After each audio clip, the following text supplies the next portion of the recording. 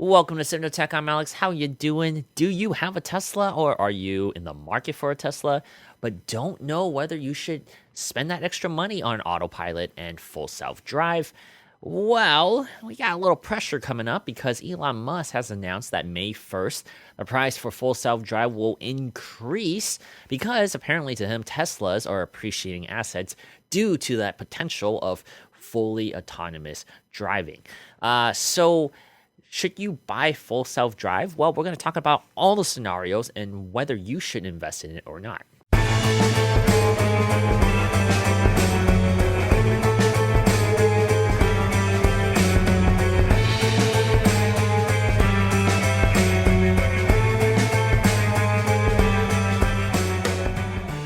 So let me preface this by saying I have a Tesla Model 3 that I purchased last month, so somewhere in March of 2019, and I have Autopilot, which I purchased pre-delivery without full self-drive. Full self-drive is $5,000 if you purchase it prior to delivery and $7,000 if you purchase it after. You also have to purchase Autopilot to buy full self-drive. So in that scenario, I decided not to increase my budget for purchasing the car because the car was already pretty decent amount of money. And I just felt like full self-drive, at least currently, I was willing to spend that extra $2,000 once they, worked out the kinks a little bit more and refined the product later down the line. But with Tesla, things change, and things change drastically really quickly. The price is going up and down, left and right. Whenever Elon just can't sleep, he changes the pricing. And so he recently announced that Tesla full self-drive will be going up in price substantially by May 1st because, well, I guess he thinks they're getting pretty close with the actual full self-driving features of fully autonomous level 4 or 5.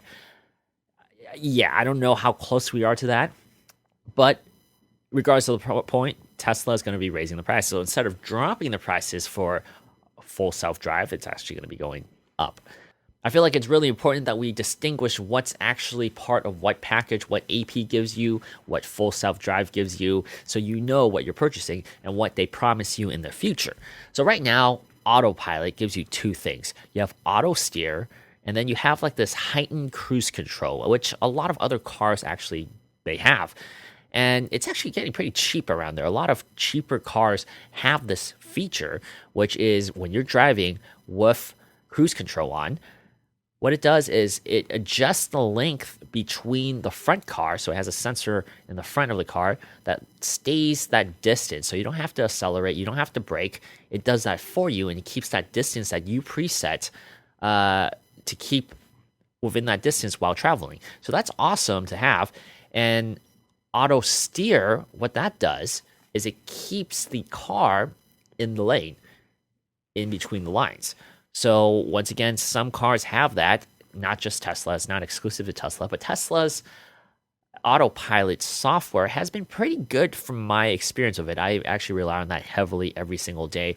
So for that base price that you have to pay to get into Autopilot, which is I think $3,000 right now, not bad. I highly recommend this purchase, Autopilot at a minimum, because most cars out there has this kind of like enhanced cruise control that you really should get. It really cuts down commuting stress dramatically. So I rely on this every single day, and I use this every single day. Now, full self-drive is a mishmash of a bunch of things.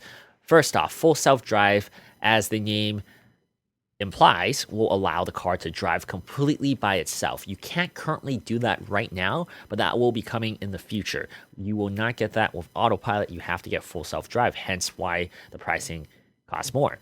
Now, full self-drive also features a bevy of other things that technically really isn't full self-driving. So the first thing that comes to mind is auto park. So when you drive into a parking lot and there's an open space, you pull up a little further and you press a button and it automatically backs into it and parks the car. Same thing with parallel parking in certain situations. It can handle that. I test drove that feature. It's a little clunky and slow, but honestly, I would have loved to have that. And then they have summon. So say you have a sticky situation in a parking lot where you can't really get out. or get into your car because the cars are parked too close to you, you can pull out your phone, press the summon button, and the car will basically inch out so you can enter the car. That's pretty cool. That's been around for a while. And then they have enhanced summon, which is what everybody is talking about on YouTube and everywhere. That's coming out pretty soon, and a lot of the early adopters are recording videos on that. And that's where you have a map on your phone and you press the button in your parking lot within a certain range, and the car will leave its parking spot autonomously and come to you so you can enter your car. So it's kind of like the Batmobile driving up to you. Same situation. It works from videos I've seen. It's kind of slow though, but no doubt they'll improve that. But that's pretty close to a full release coming soon. And then another really cool thing is auto lane change. Auto lane change is basically an add-on to basic Autopilot, which I have. Autopilot goes straight once again, keeps the distance between the cars, but whenever you need to lane change, you got to get out of that, so you switch over to the cruise control aspect of it, where it keeps the the speed and the distance, but you have to manually steer it over. What auto lane change does with the full self-drive features is it'll automatically turn lanes when it's safe to do it, but you do have to confirm it. So when it's time to change lanes, it'll ask you, do you want to change lanes? Then you use your blinker, you turn your signal on, and the car, when it sees that there's available space, it'll cut over to that lane. Once again, I tried this in the test drive, and I was pretty impressed with it. I did it like 4 or 5 times, and each time it changed lanes in a rather smooth manner. Once again, it's not perfect, but this has been around for a while and they've improved on it. So I do think that's a really nice feature to have. Then you have navigate on Autopilot, which is actually as close to full self-drive as we currently have. So what you need to do is you just go to your navigation, you type in the address, and from start to finish, the car should drive by itself. It can pull out onto the highway and pull off intersections, and it should know how to do that. So full self-drive, that is actually a very impressive thing. That's kind of being rolled out right now. Not everybody has that, even if you purchased it yet, but that is pretty close to coming out to everybody who has full self-drive currently. So Navigate on Autopilot is the most advanced out of all of the full self-drive features. But once again, it's kind of clunky here and there. You see videos where some people are really impressed with it, some other ones where it doesn't work too well. So it really depends on your driving situation. But no doubt it should continue to improve. One thing I've noticed about having a Tesla for only about a month and a half is things improve. So Sentry mode, things like that, that is through software updates. So this is where things get kind of tricky, and when you're reading online and researching, it gets really confusing about what exactly you can buy or what you can't buy. So there was a time where there was this thing being offered called Enhanced Autopilot. You and I can't buy that right now. People who purchased a car last year or up to, I think, February, before Tesla rebranded all of their Autopilot and full self-drive features, was a pretty good deal, in my opinion.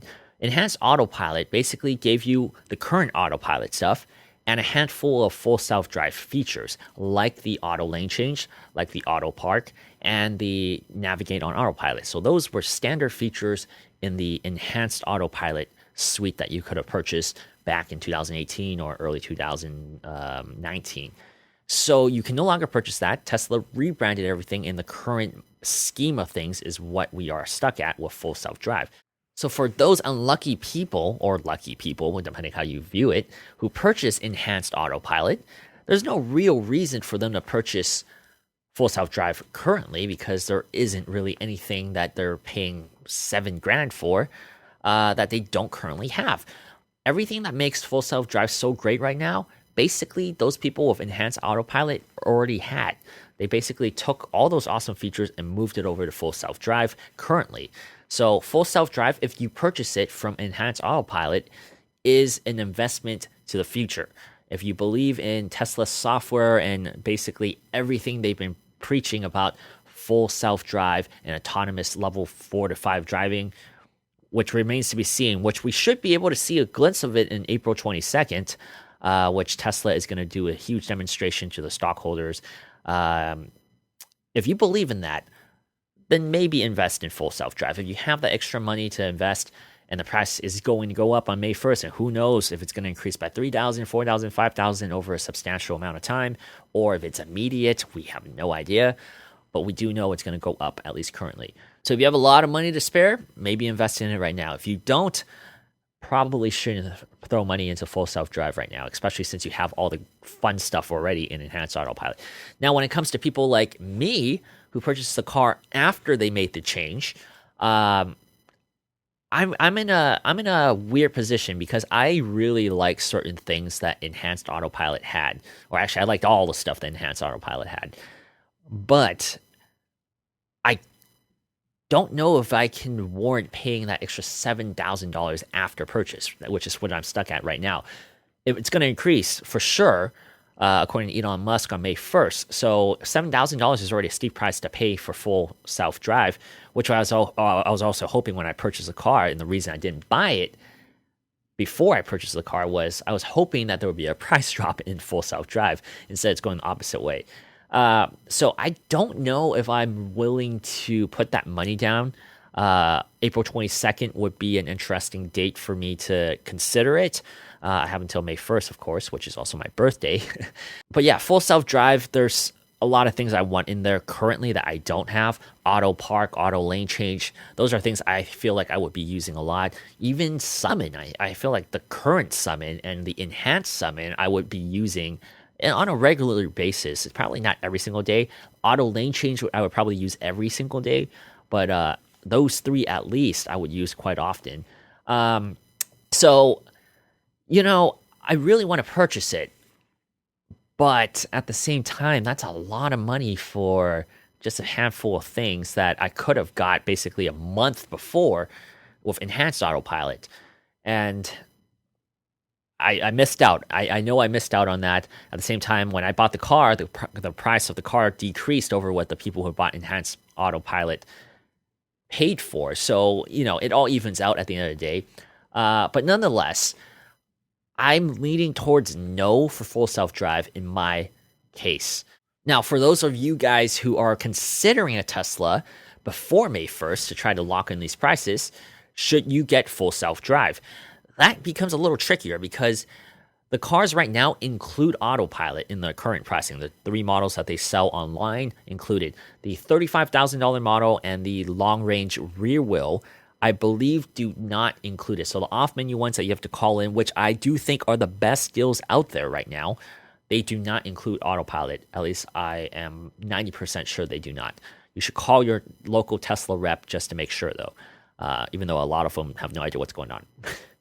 Should you buy the full self-drive for $5,000 before delivery? Because if you buy it after delivery, it's going to go up to $7,000, which is the position I'm in. So for $5,000, I would probably say yes. So if I can go back in time and I knew what I knew now, I might have thrown that $5,000 in. So the total price of what I paid would have been $8,000 for the full suite of full self-drive.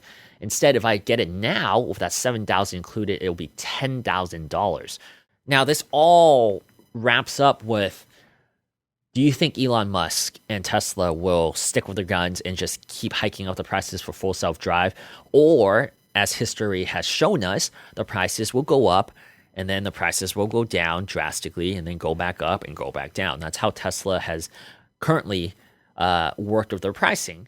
Yeah, I'm banking on that. At the same time, there's no guarantee that that'll happen.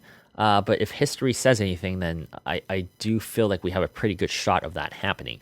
The one I am very certain, in my opinion, that you should purchase is if you are looking at buying a Tesla right now at the current prices before delivery, I feel like that $5,000 you should add on because they already dropped the price of autopilot included into the current purchase. So altogether, if you did this whole package, it still would be, I think, like $1,000 or more cheaper than what I could have bought it for full self-drive altogether just a month ago. So I do feel like for that pricing, it is worth it. Even if Tesla ends up dropping full self-drive a little bit in the near future, this is still very close to what those people would get. So if I could have gone back and done it the same right now, I would have bought full self-drive for $5,000. I would have done that. So once again, I'm Alex of Tech. Let me know what you guys end up doing. And I know that was very mind-blowing and very confusing. Hopefully this helped a little bit in explaining what it currently does, what full self-drive does, what Autopilot does. And if you have any further questions, leave it in the comments below. Hopefully some other Tesla owners can help, or I can help answer these questions as well. Well, good luck, and I'll see you guys very soon. And that's it. Be sure to subscribe here. Hit the bell button so you don't miss any of our videos. And check out our other videos right here. Until next time,